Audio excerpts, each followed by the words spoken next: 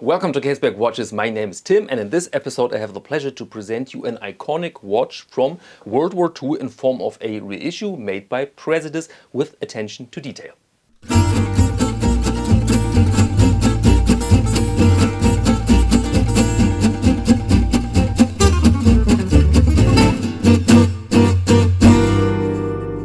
First question in this video, why do we call this watch, this type of watch, Dirty Dozen? Well, explanation is very simple. 12 manufacturers from Switzerland produced this watch for the British military during World War II, and therefore the name Dirty Dozen for these 12 companies. And the originals are now around 80 years old, and therefore it's a hard job to find one in good and wearable condition. And so it's a great idea that Praesidus brings this watch back. And I had quite some watches from Praesidus here. They all have a connection to military watches, and they all demonstrate attention to detail, often with some, let's say, not so popular decisions. I remember this Praesidus watch was a field watch for the American military during World War II, with 32 millimeters. So the reissue sported that watch size, 32 millimeters, which is of course not for everybody acceptable, let's say. So our watch here, the DD-45, this is the official name, is a bit larger now. We have a contemporary watch size, but it delivers also some controversial decisions, let's say, because keyword lume. Every time a watch brand delivers a reissue with a bit of artificial aged lume, then people go crazy. I mean, half of the crowd accepts this, likes it, but the other half says, no, we want factory fresh lume. And good news here, they produced this watch in 3 different versions. So if you want that thing with a black dial and white fresh lume, then you can buy it that way. And the second version is artificial aged, but really well aged, I must say, with strong lights and chemicals, and I've seen the pictures and they look pretty damn good, but of course it's a matter of taste. And the last version they call tropical brown, so a watch that was exposed to light over decades, and often these black dials then fade a bit towards, sometimes towards gray, but sometimes also towards brownish color, and this you find here. And here we are with our watch, our Dirty Dozen watch. First let's go over the specifications here. We have a case diameter here of 38 millimeters, a length, the lug to lug, of 44.5, height is 12 millimeters, and lug width here is 20. And despite the look, the watch is equipped fairly modern. We have here a sapphire crystal instead of a plexiglass crystal. And inside works the Landeron 24. This is basically a clone of the good old ETA 2824, but more of that later. We have a screw-down crown here, screw-down crown, therefore a nice water resistance of 100 meters. And now let's dive a bit into detail. You see that we are clearly in the genre field watch because everything is fairly simple and very legible. We have these nice lumed hands. We have the small seconds on position 6. We have a massive railroad track and massive indices fully lumed, so that the thing is extra legible, everything done for a purpose here. And I opted for this dial, and you may see that this is not the usual black or the usual dark gray or something like that. It's a bit of a brownish color with a structure to it. Very hard to see, I think, on camera. Yeah, you guess more that you can see that there's something going on. Very, very nice. And I really like that they follow these pure paths here, so that you only have the Praesidus on the dial, and that's it with branding and information. So very, very nice. And now to the case. We have a fairly simple case. You have here brushed sides, high polished bezel. Here's the case back. There you have it. Dirty Dozen WWW, assembled in the US with imported parts, Swiss automatic movement. And now let's speak a bit more about the movement. Landeron, of course, sounds like these old chronograph movements you find in old watches from the 40s, 50s, 60s mainly.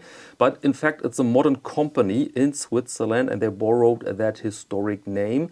For example, this 24 is a clone of the good old ETA 2824 with a modern beat rate of 28,800 beats and 40 hours power reserve. So will do the job, but from another manufacturer. Okay, now let's operate the watch. Let's unscrew the crown. Here we have a bit of a problem. This feels very scratchy. Crown has sharp edges and the thread inside, this feels scratchy. It's not really pleasant. It actually hurts a bit. And you can say, well, it's a rough watch. It's a field watch. We're in the genre. But when you opt for a modern sapphire, you could opt for something nicer than this. This is, functionality is there, but it's not really, really nice. Not a nice experience. The movement provides hand winding, feels pretty normal, like the good old EDA. But it has a quick set. There's a bit of a second downside.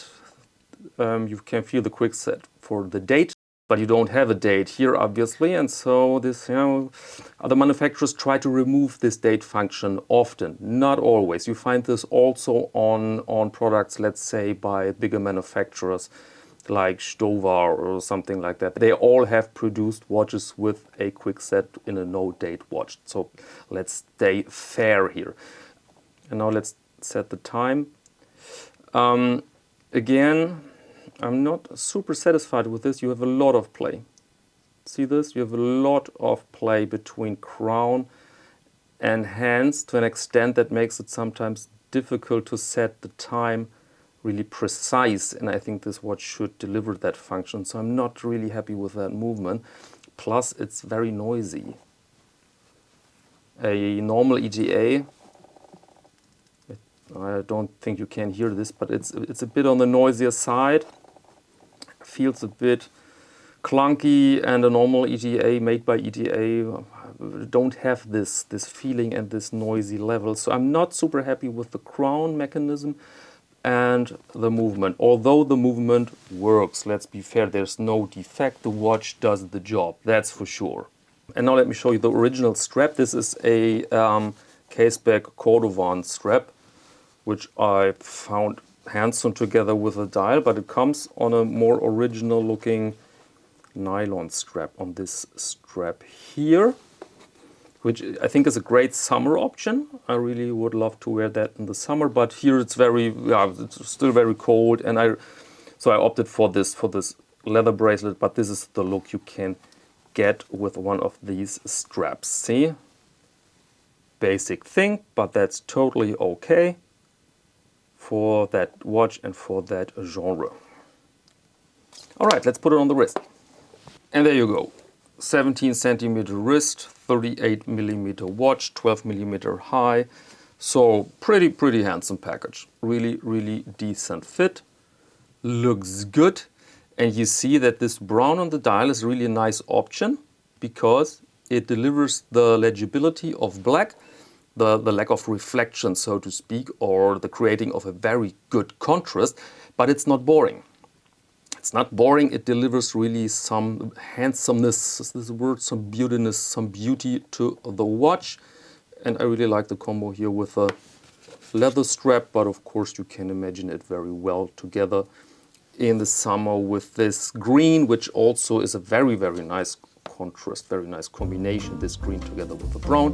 Very happy with that.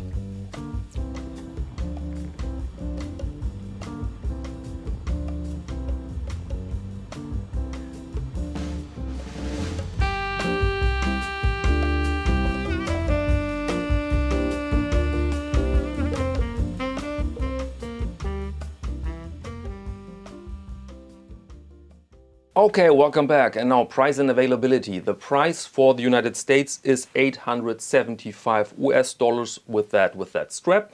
And on a bond clip, the price is $925. So translated into euros, we are around 800, but bear in mind that you have to pay your 19 to 21% VAT, and then you end around 1,000. And I personally feel this is the maximum you can charge for that watch.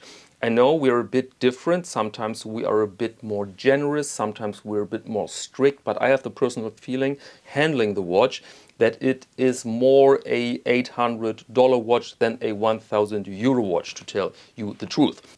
And availability, they launched the watch mid-March, so March 14th to be precise. Then you can order this watch from their homepage, link here in the description.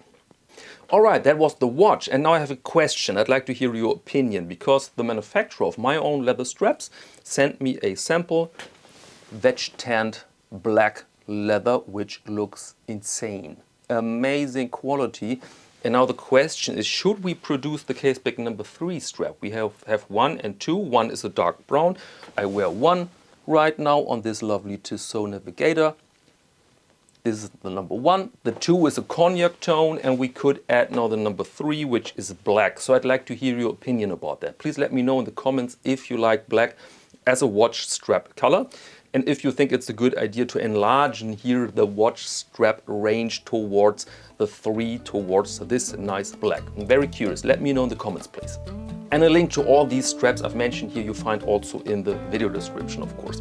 Okay, and that's all for this video. Let me thank you very much for your attention, and until next time.